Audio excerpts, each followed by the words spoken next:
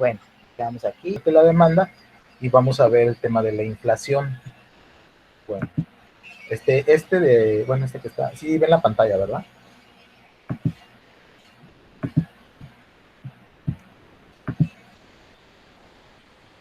Ok, bueno, eh, vamos a ver entonces a fondo o la definición de lo que es la oferta y la demanda. Desde la primera clase hablamos de esto de oferta y la demanda en una de las corrientes económicas, cuando estábamos viendo las corrientes y los padres de dichas corrientes, Adam Smith, Karl Marx, John Maynard Keynes, Friedrich von Hayek, bueno, por ahí mencionamos a varios, a Malthus, etcétera. Varios economistas que al final de cuentas ellos basaron sus estudios y dieron su aportación para contribuir a la creación de la macroeconomía como una ciencia o estudiar estos fenómenos macroeconómicos, vamos a decirle. La oferta y la demanda se ve en las dos tipos de economías, ¿sí? Ustedes van a llevar dos economías, no lo vamos a ver tan a fondo, no vamos a ver cálculo, vamos a decir. Vamos a simplemente empaparnos del concepto de manera general, eh, pero no nos vamos a meter así a fondo, a hacer ejercicios, por ejemplo, de la elasticidad de la oferta y la demanda, o de la ecuación de la oferta y la demanda, encontrar el punto de equilibrio, etcétera, ¿no? Ahí ya sí son más números, son más cálculos que vamos a hacer, y eso ya es más a fondo en microeconomía. Ahorita en macro, sí la vamos a ver porque, como les dije, esta oferta y demanda influye en las dos, tanto en la micro como en la macro, pero en la macro se ve más de manera, vamos a decir que no tan a fondo, ¿no? Más superficialmente, los conceptos, etcétera, pero no nos metemos a cálculos, no vamos a calcular los diferenciales, ni las ecuaciones, ni las fórmulas para calcular la oferta y la demanda, ni el punto de equilibrio, ni la elasticidad, que son ya números, ya son muchos números y cálculos. Eso, pues si Dios quiere nos toca o me toca no con ustedes, pues ahí sí en su momento, eso sí lo vamos a ver. Ahorita nada más entonces de manera más conceptual, ¿vale? Bueno, apurarnos. Entonces, oferta y demanda. Entonces, comentábamos desde las corrientes económicas que la oferta y demanda era, como decía Adam Smith, era la mano invisible, todavía se considera, la mano invisible que mueve los mercados, la oferta y la demanda, y por ahí era uno de los temas de controversia entre las escuelas económicas, entre la escuela austriaca de los liberales, que ellos, acuérdense que promulgaban que el mercado debía fluir o trabajar solo en base a esta ley de oferta y demanda, sin que los gobiernos intervinieran. Y después vinieron los keynesianos, impulsado por John Maynard Keynes, esta corriente, que estaban a favor de que el mercado pues tuviera control por parte del gobierno o del Estado, ¿sí? Por ahí también el monetarismo, sí lo comentamos, pero ahí sí les tocó darle una lectura. El monetarismo pues era una corriente que vino después de las liberales y de los keynesianos en los años 70, y básicamente lo que vino fue a dar una explicación de la inflación, que es el tema que vamos a ver también. Se enfocó más a la inflación. ¿Por qué? Porque ya supuestamente en esa crisis de los años 70, que fue en Estados Unidos también, ya se habían tomado medidas de política monetaria y fiscal, digamos, los gobiernos, para controlar las crisis económicas, principalmente la de la crisis de 1929, o la primera gran crisis del capitalismo. Pero entonces seguía habiendo ciertos problemas en la economía, que en este caso era la inflación. Entonces, pues varios economistas se dedicaron al estudio y a la explicación de esta variable, de este fenómeno de la inflación, y pues básicamente el que mejor lo explicó, o el que mejor dio, digamos, su definición y la forma de resolverla, pues fue por medio, Milton Friedman, por medio del monetarismo. ¿Sí? Por ahí está la corriente, de hecho hasta ganó un premio Nobel en el año 76. Entonces, bueno, él estudió otro fenómeno diferente, pero que también es parte del mercado, ¿no? Entonces, la oferta y la demanda es algo, vamos a decir que es una, de hecho le llaman la ley de la oferta y la demanda, o sea que es algo universal para la economía, aplica tanto en micro como en macro y en varias áreas. Bueno, el mercado y los tipos de mercados ya los estudiamos, los monopolios, oligopolios, monosomios, el mercado perfecto, el imperfecto, ya vimos esos temas y conceptos, pues ya sabemos lo que es el mercado, ¿no? O cómo se clasifica también. Entonces el mercado dice que es el lugar donde interactúan vendedores y compradores de distintos bienes para el intercambio de estos a través de precios y cantidades. Imagínense un mercadito, ¿no? Así, tal cual, para que no se compliquen con terminología. ¿Qué vemos en un mercadito? Digo, aquí no hay, pero a lo mejor si nos somos el interior, en mi caso, pues conocemos, ¿no? Desde pequeños íbamos a un mercado y veíamos cómo funcionaba un mercado y qué es, pues son ofertantes y compradores, vendedores y compradores que se dedican a intercambiar bienes, ¿no? Eso, digamos que es una manera más sencilla de entender el mercado. Bueno, vamos a primero a la demanda. ¿Qué es la demanda? Pues la demanda dice que es la cantidad de un bien que los consumidores están dispuestos a comprar en función de su precio. La demanda, digamos que somos la mayoría de nosotros, ¿no? A menos que por aquí haya algún empresario, entonces tendrá la visión por el lado de la oferta. Pero la demanda básicamente son personas y familias, ¿sí? Todos aquellos que demandamos algún producto o servicio también, eh, ya sea de primera necesidad o no, pero al final de cuentas todos los que demandamos dicho producto, todos formamos parte de la cadena de la demanda, ¿sí? Entonces, dice que existe una clara relación entre el precio del mercado de un bien y la cantidad demandada del mismo. Esta relación entre el precio y la cantidad comprada se denomina tabla o curva de la demanda, ¿sí? Muchos libros ya lo dan, digamos, como por formulismo esto de curva de la demanda, pero más bien es una recta. E incluso las fórmulas que se utilizan ya para calcular, por ejemplo, el punto de equilibrio, la ecuación de la oferta y la demanda, son fórmulas de las ecuaciones de las rectas. Entonces, básicamente son rectas, pero insisten muchos libros en decir la curva de la demanda. Pero no hay problema, ¿no? Al final de cuentas, representa los movimientos de la oferta y de la demanda. Ahorita vamos a ver un ejemplo de este modelo. Ese modelo fue creado por Marshall, por ahí también viene dentro de eh, en una de las presentaciones que subí, Alfred Marshall. Pero ahorita vamos a ver ese modelo, ¿no? Por ejemplo, miren, aquí hay una tabla de demanda. Dice, es una tabla de demanda basada en casas, por ejemplo, ¿no? Entonces, por ejemplo, aquí tenemos, vamos, ¿qué le pasa? Bueno, ahí está. Ok.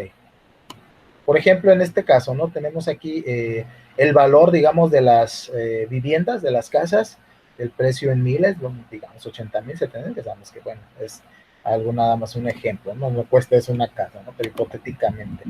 Y por este lado tenemos la cantidad demandada, en este caso el número de casas. Entonces aquí tengo el valor de la casa y aquí tengo el número de casas. Si podemos ver en la primera columna del lado izquierdo, el precio va disminuyendo, empieza en 80, 70, 60, de 10 en 10 hasta llegar a 10,000, vamos a decir, porque está en miles.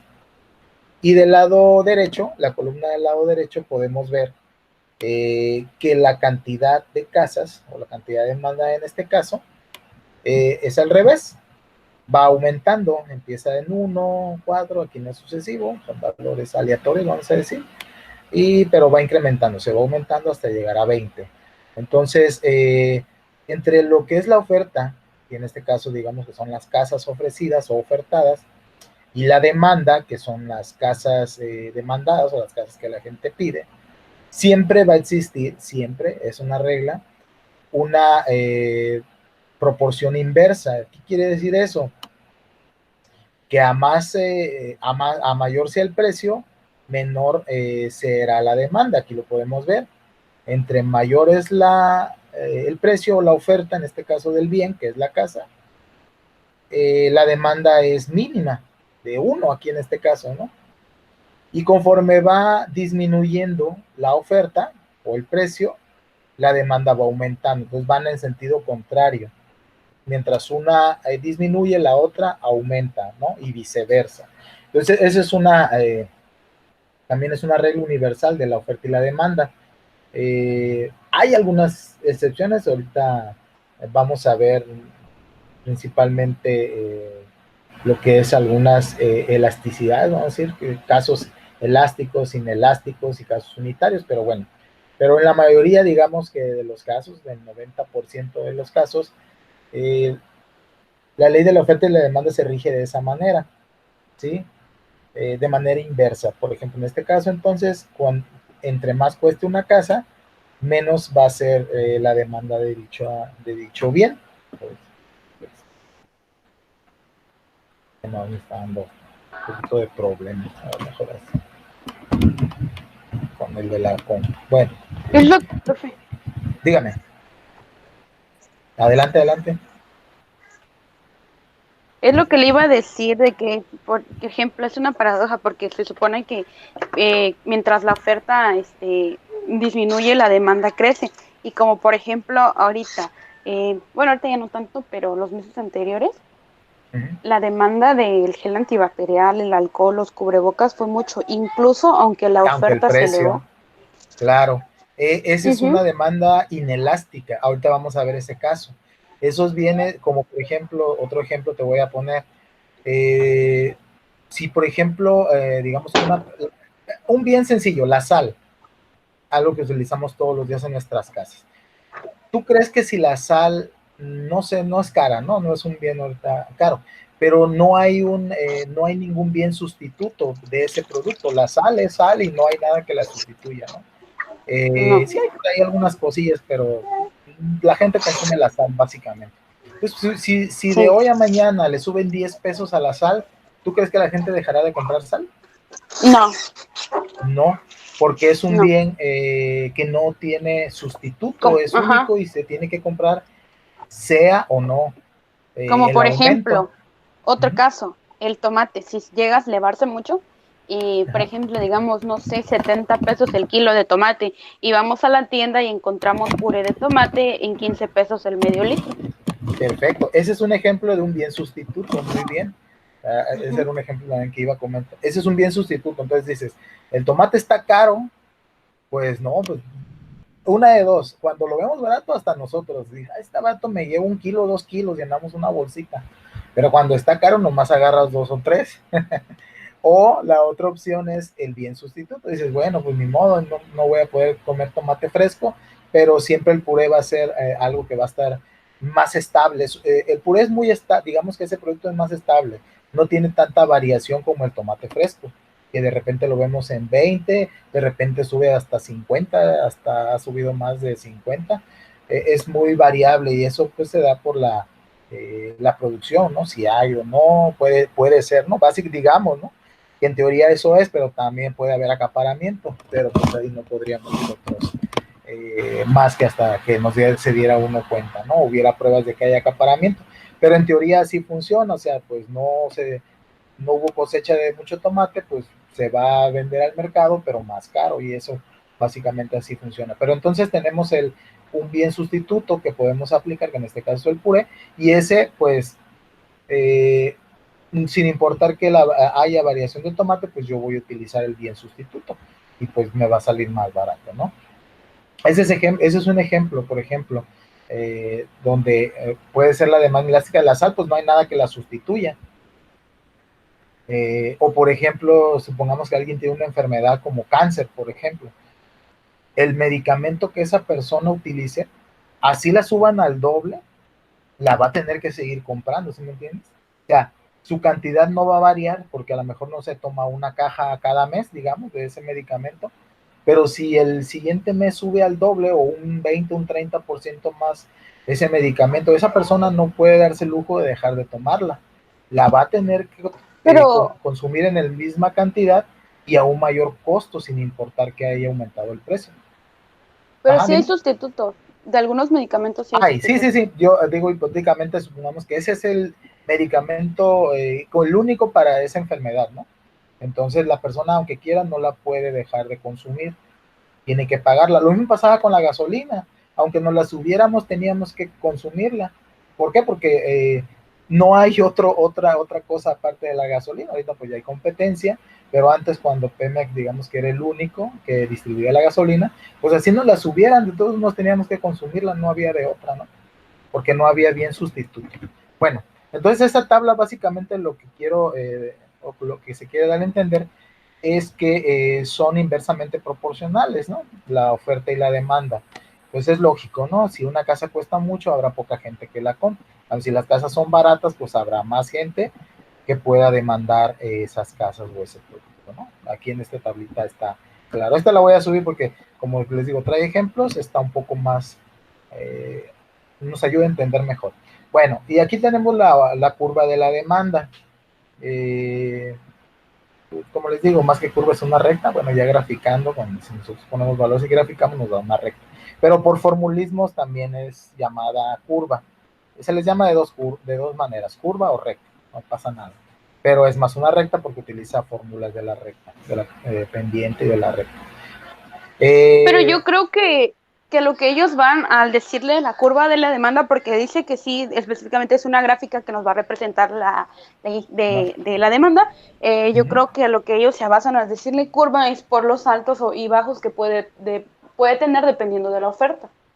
Sí, y es que también se puede representar como una curva si nosotros queramos, pero las Uh -huh. fórmulas que se utilizan ya más a fondo, que les digo que no las vamos a ver ahorita, son ecuaciones de la recta, entonces es en realidad más una recta, pero bueno, aquí no vamos a entrar en eso, ya son costumbres dadas y formulismos que no los vamos a tumbar, ¿no? Ya sí la gente los entiende, pero sí, como dices tú, pueden ser por las variaciones de altas, de subidas y bajadas, también se le llama curva. Está bien, pero bueno, aquí entonces vemos lo que es una función de la curva. Siempre en esto básicamente es o se basa en un plano cartesiano, es un modelo ya bastante antiguo, se creó por ahí en 1700 por René Descartes y básicamente se utiliza para representar un punto en el espacio, también para representar movimientos en los números y para muchas cosas. Se le encontró muchas aplicaciones o muchas utilidades. En realidad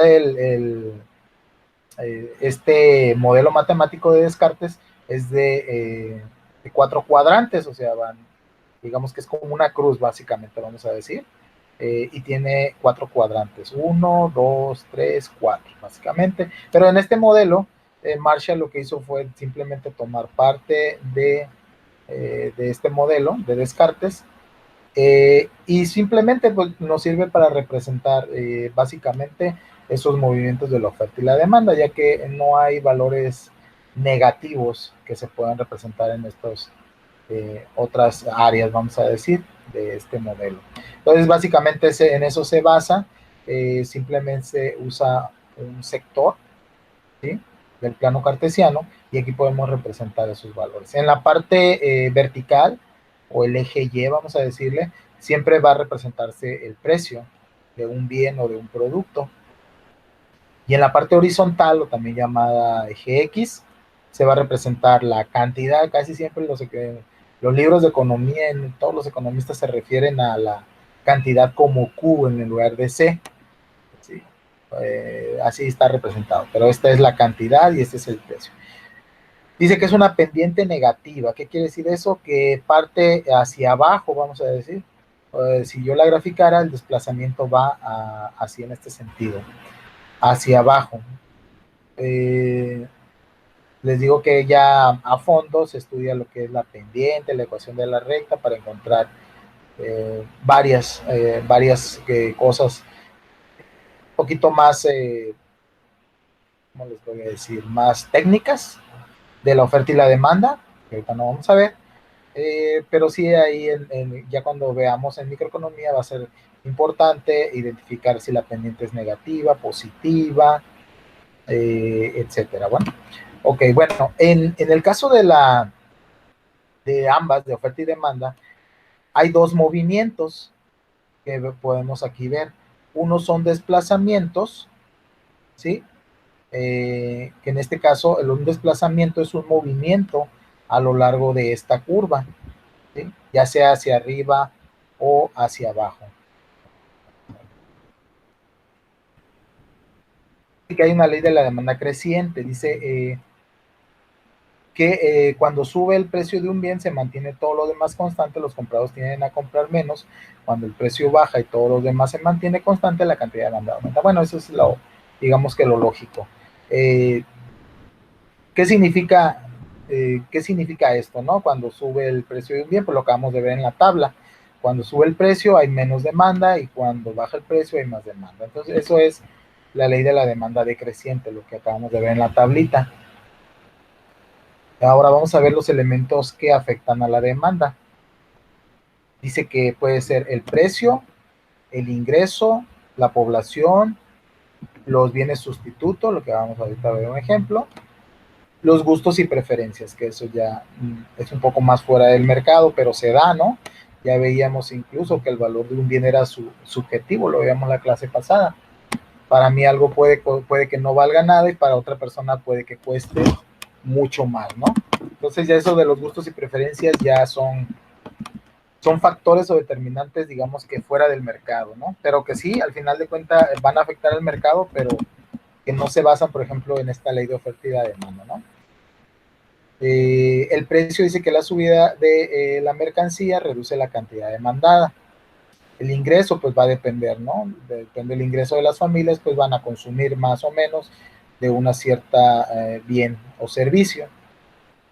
La población, aquí por ejemplo lo vemos, la población también puede ser un determinante de la demanda. Como aquí llega mucha gente, pues la demanda aumenta y no nada más la demanda de productos, los servicios, el agua, el drenaje, los servicios públicos ahí sería, pero ese tipo de servicios que se demandan aumentan, ¿no? Tanto otros tipos de servicios y de bienes. Entonces la población también puede influir en el crecimiento de la demanda, ¿no? Los bienes sustitutos, ejemplo claro, ahorita ya lo comentamos, ¿no? El caso del tomate y puré de tomate, ¿no? Bueno, vamos a la oferta ahora. La oferta, hagan de cuenta, ahora vamos a tomar la visión por el lado del empresario o del fabricante. El caso anterior fue del lado del consumidor, ¿no? Del caso de todos nosotros. Incluso los mismos empresarios son consumidores, pero casi estamos más del lado de la demanda, la mayoría de la población. Del lado de la oferta, pues vienen siendo la producción y las empresas, ¿no? Bueno, pues dice que la oferta, la tabla de la curva y la oferta de un bien es la relación entre su precio de mercado y la cantidad de que los productores están dispuestos a producir y vender, manteniéndose todo lo demás constante. La oferta cambia cuando varía cualquier elemento salvo el precio de la mercancía desde el punto de vista de la curva de oferta. Decimos que la oferta aumenta o disminuye cuando aumenta o disminuye la cantidad ofrecida a cada uno de los precios. Ahora vamos a ver una tabla desde el lado de la oferta, desde el lado del empresario, del productor. Bueno, en este caso, por ejemplo, si yo construyera casas, el mismo ejemplo, casas. Si yo construyo casas, cuando las casas valen más, vamos a decir, su valor es más alto, pues cualquier constructor, vamos a decir más en este caso, se anima a construir casas porque sabe que va a tener una mayor utilidad o rentabilidad. ¿Por qué? Porque el precio de las casas pues es elevado, ¿no? Conforme va disminuyendo el valor del precio de la casa, ¿sí? Ese constructor pues estará menos dispuesto, vamos a decir, a construir casas, a ofertar esas casas o a ofertar ese bien, ¿sí? Incluso puede ser que se decida a no construir ninguna casa o no ofertar ninguna de estas casas porque el precio puede ser demasiado bajo, ¿sí? Como en este caso que llega a cero. Dice, pues a ese precio tal vez ni siquiera puede que tenga una ganancia marginal, entonces pues no estará dispuesto a producir o a ofertar ese bien en este caso de la tabla de la oferta, ¿no? Entonces esta es como que la visión del lado del empresario. Lógicamente, entre más alto sea el valor de esa casa o del bien que produzca la empresa, pues estará dispuesta a producir más de eso para obtener una mayor rentabilidad.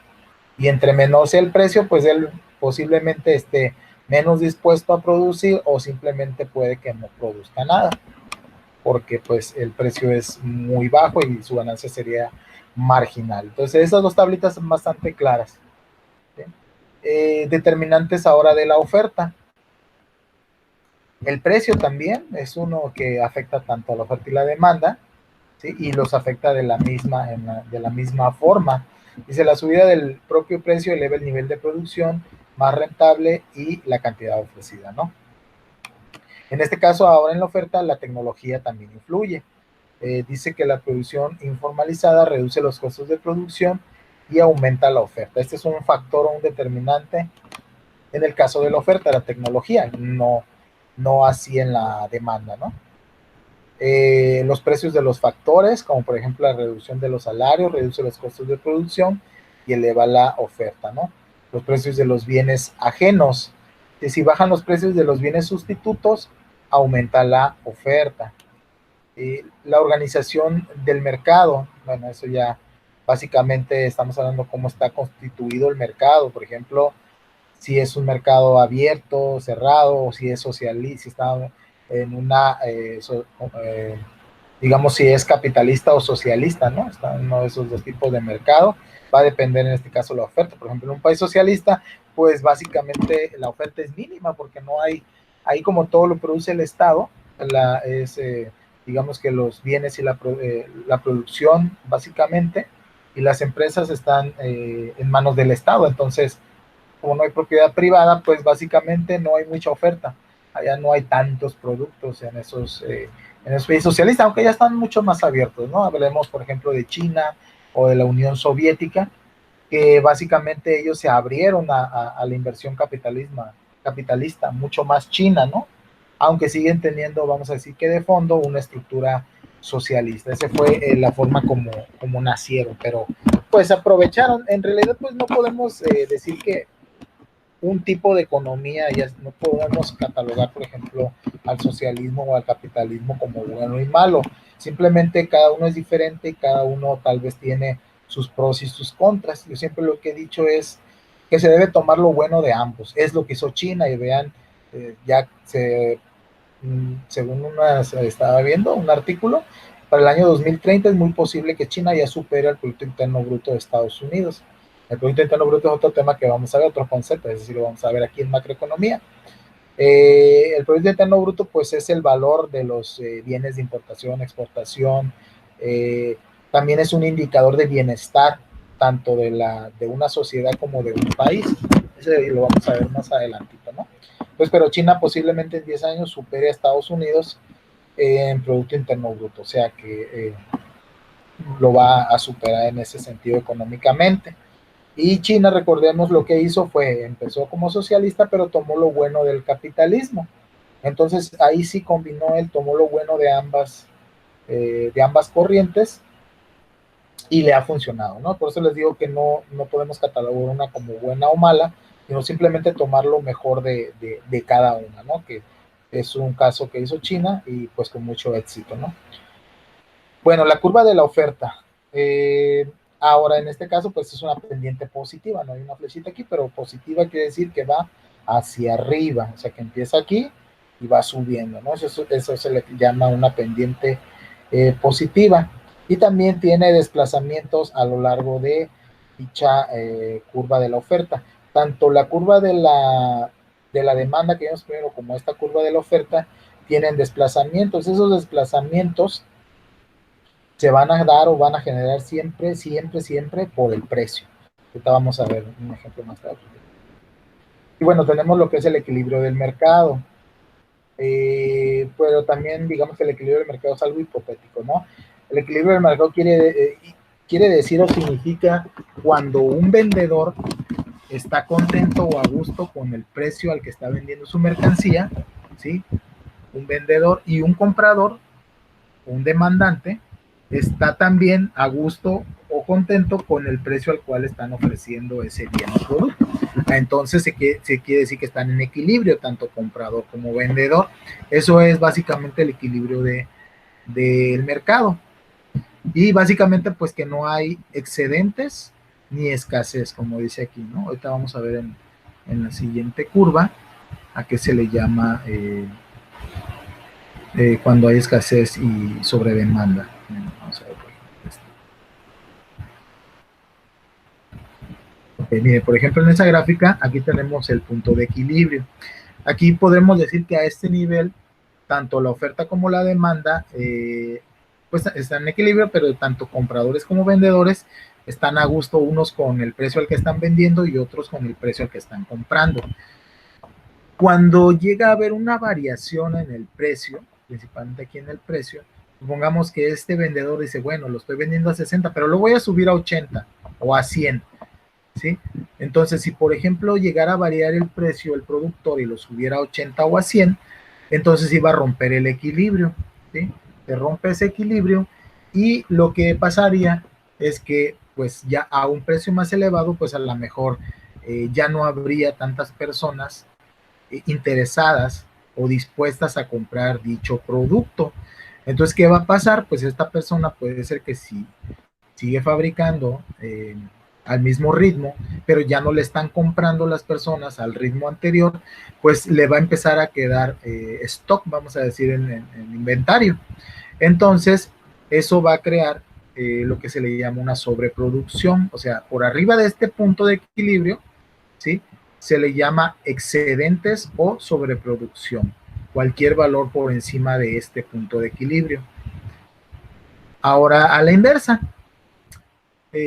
supongamos que esta persona baja el precio a 40 o hasta 20, ¿no? Demasiado. Entonces, en este caso, pues la gente va a empezar a comprar mucho más. No fue el caso de lo del alcohol que pasó con el gel, que vimos en días anteriores. Lo supongamos de un bien que sí baja el precio. Entonces la gente, pues como baja el precio, lo va a adquirir más. ¿Y qué va a pasar? Pues bueno, ahí sí va a ser un efecto que lo que pasó con el gel. Pues ya no teníamos básicamente el producto. Ahí fue una escasez que nosotros mismos como por el lado de la demanda o del consumo, la producimos, ¿no? Entonces, ese producto a lo mejor se siguió fabricando al mismo ritmo, pero la gente, como el precio bajó, lo compró a un ritmo mayor, entonces esto crea esta diferencia. Entonces, por abajo de ese punto de equilibrio, ya estamos creando una escasez de un bien o de un producto.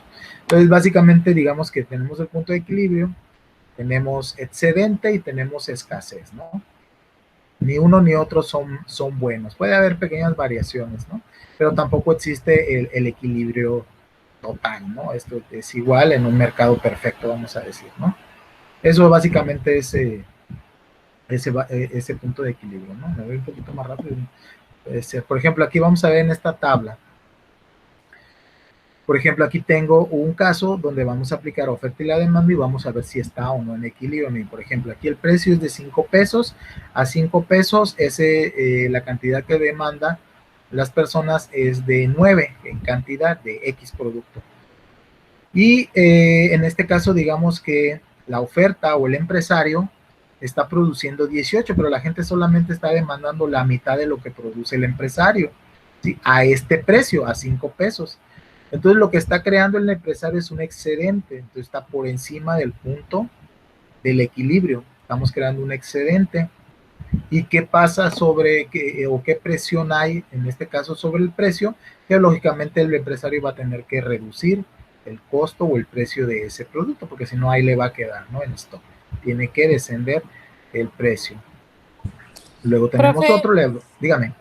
entonces si el precio es muy elevado y el empresario no baja, pues es cuando tiene el producto, digamos que ahí atorado, ¿no? Así es, porque la gente no lo demanda en esa medida. Aquí, por ejemplo, estamos viendo que lo demanda en la mitad de lo que produce, al 50%. Digamos que aquí son todas las variaciones que puede haber. En esta tablita podemos ver todas las combinaciones que se pueden presentar y cómo las vamos a clasificar. Hay una que está en equilibrio, miren cómo está, ¿no? Por ejemplo, aquí en este caso, si baja 4, bueno, aumentó un poquito la demanda a 10 y el productor o el empresario redujo la oferta a 15, ya de 18 a 15, todavía sigue habiendo un excedente, ¿no? Porque la cantidad demandada sigue siendo inferior a la producida. Otra vez, la presión es que tiene que bajar el precio de ese producto. En el tercer caso, el precio es de 3 pesos. En esta situación, tanto la demanda de ese producto va a ser igual a la oferta. O sea, lo que demandan las personas es lo mismo que produce el empresario. Entonces ahí sí ya tenemos un equilibrio. La gente está comprando porque puede estar a gusto con el precio que le están ofreciendo por ese artículo bien, y el empresario también está conforme con lo que está ganando por la venta de ese artículo, o bien a ese precio de 3 pesos, vamos a decir, ¿no? En este caso. Entonces aquí ya tenemos la situación de equilibrio del mercado. Quiere decir que todo lo que fabrica el empresario, todo se vende. Y a la vez la gente no se queda sin la escasez de ese producto. O sea, siempre hay, vamos a decir, en la medida como la gente lo demanda, ¿no? Y eso pues no hay ninguna presión sobre el precio, no hay que subirlo ni aumentarlo. Quiere decir que ese precio está correcto o hay un valor neutro. Ahora si bajamos los precios, como en los dos ejemplos, vamos al último, para irnos más rápido, por ejemplo, de 2 a 1 peso, aquí podemos ver que en este caso la gente va a pedir más, porque imagínate, costaba 5 pesos y ahora cuesta 1 peso, pues la gente empieza a demandarlo o a quererlo comprar más porque está más barato. ¿Sí? Entonces sube la demanda, pero entonces a lo mejor ya al empresario ya no le conviene a 1 peso sacar ese producto o servicio y simplemente decide mejor ya no fabricarlo hasta que cambie la situación del mercado. Pero tanto en el último y en el antepenúltimo, lo que se crea es una escasez, porque la gente está demandando más de un bien o servicio que no se está produciendo para satisfacerlo. En este caso es menos de la mitad y aquí incluso nada, ¿no? ¿Y eso qué tiende a hacer? Pues lo que acabamos de comentar ahorita una de sus compañeras, Diana, no sé si fue, del tomate, hace que el precio suba. ¿Sí? Aquí está la consecuencia sobre el precio. Como hay escasez de dicho producto, pues eso va a hacer que el producto suba de precio, ¿no? Esta tabla es bastante ilustrativa, es digamos que todos los casos o Profe, combinaciones del mercado. Dígame. pero Adelante. hay una controversia allí en lo del jitomate, porque Ajá, yo trabajo para una empresa de autoservicios ajá, perfecto. y aunque el jitomate esté caro, la demanda es mucha porque es un producto de primera necesidad que la gente Ándale. está muy acostumbrada a comprar y a tenerlo, porque el puré, discúlpame, pero Claro. no se vende igual que el jitomate. No, ya sé, pero fíjate, el puré es muy raro que varíe. ¿Qué variaría? ¿Unos centavos? Casi siempre el precio es estable, Centavitos. vamos a decir. En cambio, el tomate no, son pesos, o sea, al doble, al triple puede subir. Es correcto lo que tú dices, es muy correcto. ¿Por qué? Porque es un producto de primera necesidad. Voy a pasarme, miren chicos, a la... Bueno, me voy a pasar a la otra porque ya se me va el tiempo. A la inflación para ver exactamente lo que acaba su compañera de mencionar. Bueno, la inflación, ¿qué es? Es una subida acelerada de los precios y una caída del poder adquisitivo, así como la señora de esta imagen que vemos ahí, donde los productos pues, se le están subiendo, están yendo hacia arriba y pues a lo mejor el salario ya no alcanza, ¿no? Bueno, me voy a adelantar. Miren, aquí por ejemplo en la pantalla estamos viendo lo que es la canasta básica. ¿Qué es la canasta básica? Lo que acabas de decir. El tomate, por ejemplo, es un producto de primera necesidad y que tú en tu trabajo has visto que aunque suba mucho, a lo mejor la gente lo demanda en la misma... No, permítame tantito. ¿Qué pasó?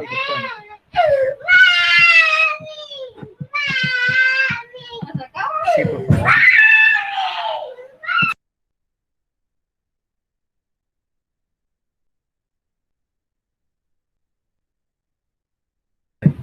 Bueno, ya perdone la interrupción. Ok, jóvenes, miren, entonces, esta canasta básica tiene un número de productos que son de primera necesidad, entre ellos las legumbres, las frutas, la carne, el huevo, etcétera, una serie de productos.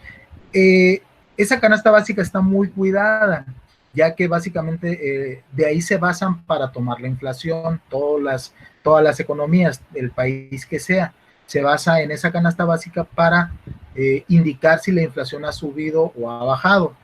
Hay productos que no son de primera necesidad, por ejemplo, te doy un ejemplo, un vehículo, ¿sí? ¿Tú crees que si a un vehículo le suben al mes que viene 10,000 pesos más, afectará tal vez en su demanda? Puede que no, porque no es un producto de primera necesidad y lo pagará quien tenga pues el capital, vamos a decir, o las posibilidades de comprar un vehículo, todavía más si es un vehículo de lujo, ¿no? En cambio, la canasta básica no, siempre un aumento de canasta básica tiene que estar justificado. Incluso tenemos nosotros ¿Qué quiere decir un organismo, tenemos un organismo que en este caso pues es la Profeco, que lo que hace es cuidar que los precios de dicha canasta básica no incrementen, no aumenten. Y es lo que acabas tú de mencionar con el tomate. El tomate es un producto de primera necesidad, entonces aunque suba, pues va a haber gente que de todos modos lo va a comprar. Incluso vimos en el caso del mercado que hasta puede ser una determinante los gustos. Entonces puede haber gente que sí tiene la posibilidad. Y ahora como y le pues, marco Dios y le hablo. Y como es un gusto, pues lo va a seguir comprando, ¿no? Pero puede haber gente que pues está en el límite, vamos a decir, hasta de la pobreza, y a lo mejor ella sí no se puede dar el lujo de comprar en ciertas temporadas tomate fresco, ¿no? Y es muy cierto lo que tú dices. Aparte aquí el mercado pues es, pues no, digamos que aquí hay más dinero en la economía. A lo mejor en el interior puede presentarse más esa situación, de que haya gente que no pueda comprar un producto que aunque sea de primera necesidad ya haya aumentado, ¿no? Bueno, miren, vamos a, básicamente ya vimos lo que es, nos faltan unos puntitos, pero yo creo que los voy a dejar igual para la siguiente clase, que es nada más la elasticidad de dicha oferta, la demanda, cuando es elástica, inelástica, pero quiero pasar a esto de la inflación, siempre me gana el tiempo. Profe, bueno, una pregunta nada más. Dígame. ¿En la gasolina también es como la canasta básica? Pues es que no hay bien sustituto, se puede decir, porque mira, aunque tú no tengas carro, de todos modos el precio de la gasolina te afecta porque tienes que tomar el transporte público. Exacto. Pues si la gasolina aumenta, el dueño de la combi o del taxi pues va a tener que aumentar el precio. Pero fíjate también, si es de la canasta básica, porque ellos no pueden, que a veces parece que lo hacen sin consultar a nadie, pero ellos no pueden subir el precio nada más porque sí. Tienen que consultarlo y que se los autoricen. En cambio, por ejemplo, la Mercedes-Benz o el dueño de una automotriz, la Mercedes-Benz, no necesita consultar a nadie para subirle 10,000 pesos. Un vehículo que cuesta 500,000 pesos, por ejemplo, subirle 10,000 pesos más, él no necesita consultar a nadie, porque no es un producto de primera necesidad. Exacto. El que quiera y tenga las posibilidades de comprar un Mercedes-Benz, lo va a comprar y le va a pagar aunque le suban 10,000 o 50,000 pesos más. ¿Sí? Pues la gasolina sí, como aparece aquí en la canasta, sí, porque nos afecta, porque al final de cuentas todos nos tenemos que trasladar o mover a nuestros trabajos, a las escuelas, y pues si aumenta el precio de la gasolina, pues también nos pega en el bolsillo. Entonces, parece que no, como decía un economista que fue secretario de Economía, o más bien creo que estuvo en lo del tratado, lo criticaron mucho porque dijo que la gasolina no se come y entonces ni siquiera sabía que la gasolina estaba dentro de la canasta básica. O cuando a Peña Nieto le preguntaron cuánto costaba el kilo de tortilla, pues él dijo que no era la señora de la casa. Imagínense ustedes un presidente, un líder que ni siquiera sepa el precio de la canasta básica. Entonces, pues, ¿qué está haciendo ahí, no? Pero bueno, son situaciones ahí que se dan, ¿no? Entonces, bueno, ¿qué es la inflación? Es el aumento descontrolado en precios de bienes y servicios que trae consigo pérdida de poder adquisitivo. Eso es la inflación, ¿no? Veíamos en el monetarismo, que por ahí les dejé echar una leidita y yo creo que lo vamos a comentar en la siguiente. El monetarismo básicamente se enfocaba, Milton Friedman, en eso, en estudiar la inflación, porque se supone que ya habían salido de la crisis por medio de el keynesianismo o de las corrientes keynesianas. ¿Y qué pasaba? Pues otra vez en los 70 venía una inflación galopante, decían, ¿no? Una inflación que seguía aumentando y que seguía haciendo que los estadounidenses perdieran poder adquisitivo contra sus salarios, ¿no? El valor de los bienes o de los productos. Entonces él se dedicó a estudiar la inflación básicamente y pues sí, básicamente, digamos que sí encontró el porqué o la razón de la inflación e incluso aconsejó cuáles eran las formas o las maneras de evitar ese crecimiento de la inflación, pero desafortunadamente esas reglas que tenían que seguir los gobiernos para evitar las inflaciones, pues no son populares, porque teníamos que dejar de pedir dinero prestado para hacer que fluyera la propia economía, que es lo que muchos gobiernos anteriores lo hacían por regla, lo hacían ya casi como paradigma. Siempre que había una crisis pedían dinero. ¿Para qué? Decían, bueno, es que si no se agudiza la crisis y mejor ese dinero lo invierto, empiezo a construir carreteras. Hasta cierto punto es válido. Lo que está evitando hacer Andrés Manuel López Obrador, ¿no? Exactamente. Muchos lo critican, dicen que está dejando morir a las empresas y a lo mejor hasta los bancos ahorita no están tanto problema, pero en la crisis anterior se salvaron incluso bancos con el Fobaproa.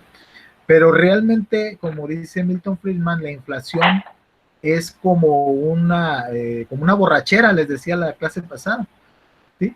Ya, primero la disfrutas a todo dar, imagínate, sales al antro, estás disfrutando bien a gusto, y al otro día viene la resaca, ¿no? O la cruda que decimos aquí.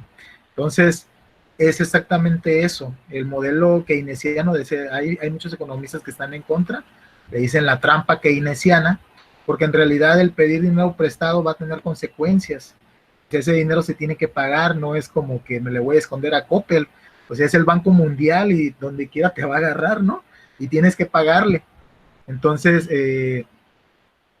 lo que está haciendo es correcto desde el punto de vista económico, incluso Friedman ya falleció, pero lo felicitaría Andrés Manuel, porque en realidad está siguiendo su modelo de monetarismo, y el monetarismo lo que dice es, deja de pedir dinero prestado y deja de producir tanto dinero porque vas a crear inflación, ¿sí?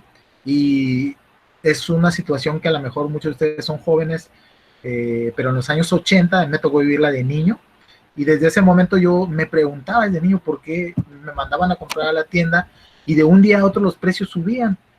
Si de 10 ya subía 15, al otro día costaba 20, al otro día costaba 25 y diario había incrementos. Incluso me acuerdo que mi mamá me decía, llévate tanto más, esta cantidad más, porque no sé cuánto vaya a costar hoy el kilo de tortillas que te estoy mandando a comprar. Y era así, fue como por ahí hay en un una gráfico. Época, es como en una época que se estuvo elevando el precio del huevo, ¿no? Continuamente, sí, no, pero, todos los días sí se elevaba. Ah, bueno, pero era de un producto, pero en los años 80 era todo, general, todos los precios. Era tremendo, yo realmente te digo, yo era un niño y yo me daba cuenta, pero en ese momento pues no me interesaba mucho la economía, ni nadie me explicaba de eso, ¿no? Ni mis papás, pero te dabas cuenta de que los precios todos los días cambiaban. Y por ahí hay una gráfica que por aquí la tengo, y si no, te la enseño la próxima semana, cómo estaba la inflación en los años 80, principalmente en la presidencia de la Madrid. Era una inflación tremenda. El dinero pues empezó a valer miles, que después le tuvieron que quitar 3 ceros, ¿no? Para lo que tenemos ahora, cuando el nuevo peso. Pero fue tan tremendo esa década de la inflación que la moneda se devaluó mucho, los precios subieron y se perdió mucho poder adquisitivo. Era una crisis tremenda, vamos a decir. Bueno, ¿cómo se calcula la inflación? Pues hay un INPC, esto significa un índice nacional de precios al consumidor. De eso sí vamos a hacer ejercicios de cómo se calcula el índice de precios, cómo se calcula la inflación, el Producto Interno Bruto. No son muy complicados, son sumas, multiplicaciones y restas, básicamente, y divisiones. No hay nada complicado, vamos a decir, en los cálculos que vamos a hacer. Pues ese índice nacional de precios me indica básicamente qué tanto en porcentaje se incrementó el valor de mi canasta básica, o incluso si uno de esos productos creció más que los demás, pues afecta en el promedio, vamos a decir, ¿no? Bueno, ¿Qué tipos de inflación hay? Hay tres tipos. Uno es por consumo o demanda, que este sí podemos decir que se basa en la ley de la oferta y la demanda. Si nosotros demandamos demasiado de un producto, vamos a subir el precio. Caso otra vez regresamos al tomate o el huevo, subimos el precio y eso va a afectar, nos va a pegar, vamos a tener una inflación más elevada. Si es de un producto nada más, puede que no afecten tanto, pero cuando es de varios, la inflación sube mucho. Entonces eso va a, o nos acarrea un crecimiento en la inflación. En este caso por los costos, o sea, en los costos de producción. Si un producto cuesta demasiado producirlo, pues va a aumentar el precio, y al aumentar el precio también va a llevar a que nos va a reflejar en un aumento en la inflación, o también puede ser una inflación autoconstruida. ¿Esto qué quiere decir? Dice que parte del aumento de un precio en un producto importante que luego se generaliza con otros. Lo acaban de mencionar, el huevo, y que después se generalice a otros productos, ¿no? Esa sería una inflación autoconstruida, ¿no? Bueno, entonces son estos tres tipos de inflación. Esta presentación también se las voy a subir, es cortita, pero está, vamos a decir, bastante sintetizada. ¿Qué efectos perjudiciales trae la inflación? Pues pérdida del poder adquisitivo, desempleo e incertidumbre. El desempleo también es una variable macroeconómica que nos va a tocar estudiar. Entonces ya vimos que, de hecho les digo a mis otros estudiantes, el desempleo acarrea inflación y la inflación acarrea desempleo, como que una jala a la otra, ¿no? En este caso ahorita por el lado de la inflación vemos que nos acarrea desempleo, ¿no? O nos trae el desempleo. Incertidumbre, pues tanto del mercado o interno como de inversión extranjera, ¿no? Si hay mucha inflación, pues otros inversionistas extranjeros van a dudar en invertir en México si hay mucha incertidumbre. ¿Cómo se controla la inflación o cuáles son las medidas de la inflación? Siempre, vean que siempre que hay una crisis, y lo mencionaron ahora con esta del coronavirus, bajan las tasas de interés, siempre, salen mucho en las noticias. El Banco Central bajó las tasas de interés. ¿Qué es lo que hacen al bajar las tasas de interés? Lo que hacen es que facilitan a los bancos el dinero, o dan dinero más barato, si se le puede llamar así, para que los bancos puedan distribuirlo con las personas, puedan dar créditos con una tasa más accesible, que hagan el dinero más accesible, vamos a decir, a las personas. Eso es lo que contribuye bajar una tasa de interés por medio. Esta la baja el Banco Central, ¿no? Principalmente la baja Estados Unidos, y de ahí ya empiezan a bajar todos los otros bancos centrales de los países, pero siempre Estados Unidos es el que dicta cuándo baja una tasa de interés. Entonces, eso lo que hace es que facilita o abarata que haya más dinero, ¿sí? La otra política económica contra la inflación es disminuir la cantidad de dinero que hay en el mercado. Esta es otra de las políticas que se pueden activar para lo que es controlar la inflación, ¿sí? Dice que se consigue reducir la inflación a la vuelta de la producción y el desempleo a su tasa natural. Bueno, miren, ya me cedí 5 minutos, no sé si tengan otra clase. Es cortita esta, ¿no? Y en conclusión, bueno, que México ha sufrido demasiadas crisis debido a las malas medidas de prevención y de control de la inflación, y que es menester los recursos sean asignados de tal forma que los agentes económicos maximicen sus beneficios para poder